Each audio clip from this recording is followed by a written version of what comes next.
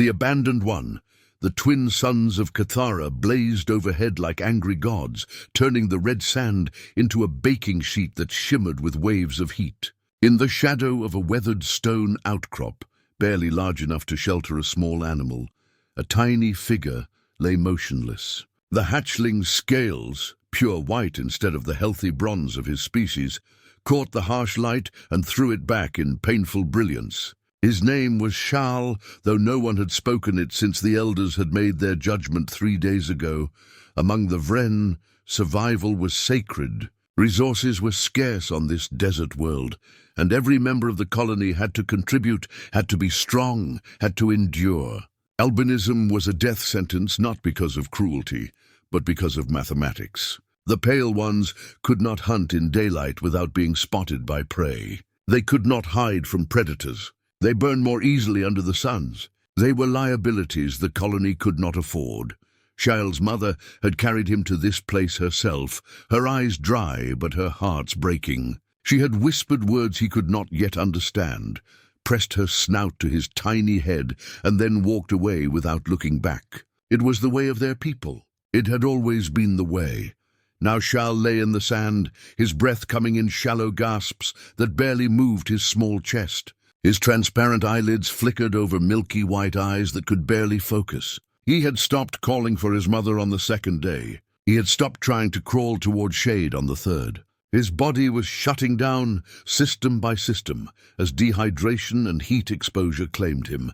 Death would come soon. Perhaps it had already begun. The sound that broke through his fading consciousness was alien and mechanical. A deep rumbling that made the sand vibrate beneath his body.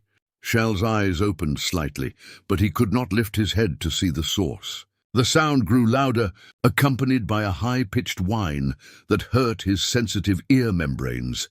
Then the noise stopped. Elena Martinez killed the engine of her cargo transport and sat motionless in the driver's seat, staring at the readout on her bioscanner.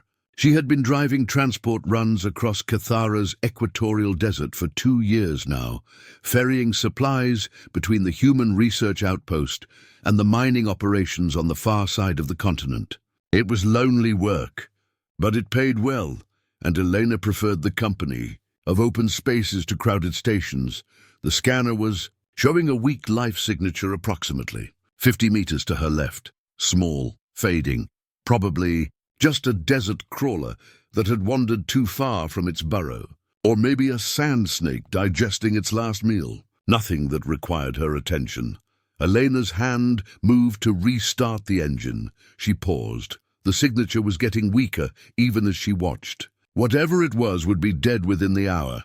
She should drive on. She had a schedule to keep, and the regulations were clear about interfering with native wildlife. Cathara was technically a protected world, its ecosystems carefully monitored by the Interstellar Environmental Council, but Elena had always been terrible at following rules that felt wrong. She grabbed her environment suit's helmet from the passenger seat and sealed it over her head.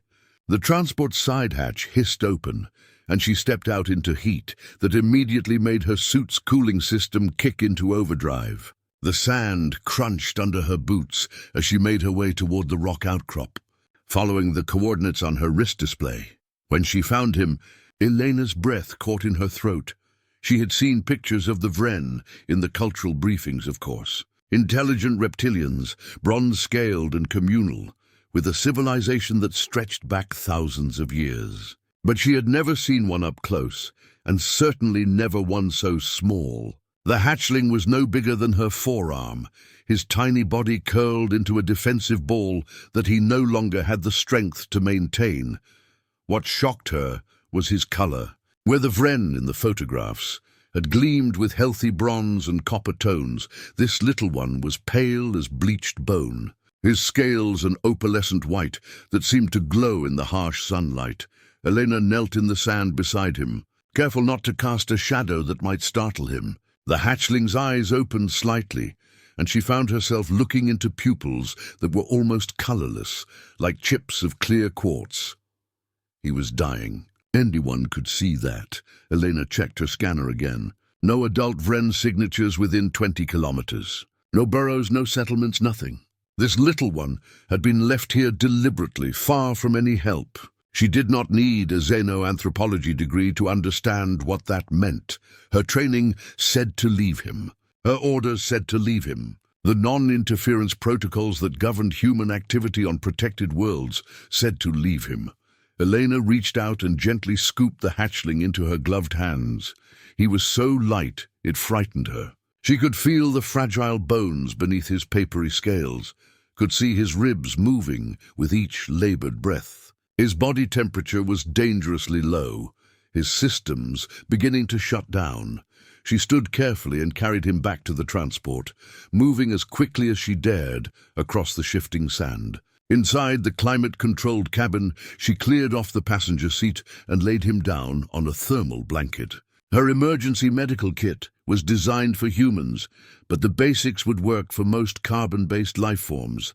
Hydration first. She filled a dropper with electrolyte solution and carefully placed a drop on the hatchling's closed mouth. His tongue, tiny and forked, flickered out instinctively. Another drop. Another. His eyes opened more fully, focusing on her face behind the helmet visor. Elena smiled, though she knew he probably could not interpret the expression. She removed her helmet, letting him see her features clearly. "Hey there, little one," she whispered, her voice soft and steady. "You're safe now. I've got you." The hatchling made a sound, barely more than a whisper of air, but his eyes remained locked on hers. In that moment, Elena knew that whatever consequences came from this decision, she would face them willingly. Some rules were meant to be broken. She secured the hatchling in a padded container, usually reserved for sensitive equipment, made sure the temperature and humidity controls were optimal, and returned to the driver's seat. Her hand hovered over the communication console. She should report this. Contact the research station. Inform the Vren liaison office. Instead, she started the engine and turned the transport toward the outpost. There would be time for explanations later. Right now, this little one needed medical attention that only the outpost's xenobiology team could provide. Elena pressed down on the accelerator, and the transport surged forward across the red sand, carrying its unexpected passenger toward an uncertain future. Behind them, the rock outcrop stood empty and silent under the twin suns. A place of death transformed into the beginning of something neither human nor Vren could yet imagine.